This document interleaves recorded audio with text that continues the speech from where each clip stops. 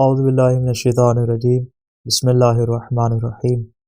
وہ جڑی بوٹیاں کہ جن کو استعمال کرنے پر طب اسلامی بہت زیادہ تاکید کی گئی ہے، ان میں سے ایک اہلیلج بلیلج یا جسے ہماری زبان میں ہرڑ کہا جاتا ہے، اور اسے مختلف مقامات پر مختلف قسم کی بیماریوں کے لیے استعمال کیا جاتا ہے، اور البتہ اس کو جداگانہ بھی استعمال کیا جاتا ہے اور ادویات کی صورت میں مرکب کر کے بھی استعمال کیا جاتا ہے۔ حضرت رسول خدا صلی اللہ علیہ وسلم ارشاد فرماتے ہیں کہ سیاہ ہرڑ جنت کے درختوں میں سے شمار ہوتی ہے، البتہ اس کا مقصد ہرگز نہیں کہ جو ہرڑ کی دیگر اقسام ہیں وہ بے فائدہ ہیں اور ان کے اندر کسی قسم کا فائدہ موجود نہیں، بلکہ اس کی تمام اقسام اپنی اپنی جگہ مختلف قسم کے اثرات اور مختلف قسم کی بیماریوں کے علاج کے طور پہ استعمال ہوتی ہے۔ حضرت موسیٰ علیہ السلام نے جب خدا سے منہ کے رطوبت اور پانی کے خارج ہونے کی شکایت کی تو خدا نے ان کو ہرڑ کو پیس کر شہد کے ساتھ ملا کر کھانے کا حکم دیا۔ اسی طرح ایک دوسری حدیث میں بیان ہے کہ ہرڑ کے اندر خدا نے 70 قسم کی بیماریوں کا علاج رکھا ہے، البتہ ہمارے سامنے کئی ایسی ادویات ہے کہ جن کے اندر ہرڑ کو شامل کیا جاتا ہے تاکہ اس کے ذریعے مختلف قسم کی بیماریوں کا علاج کیا جا سکے۔ میں ان بیماریوں کے نام یہاں پہ ذکر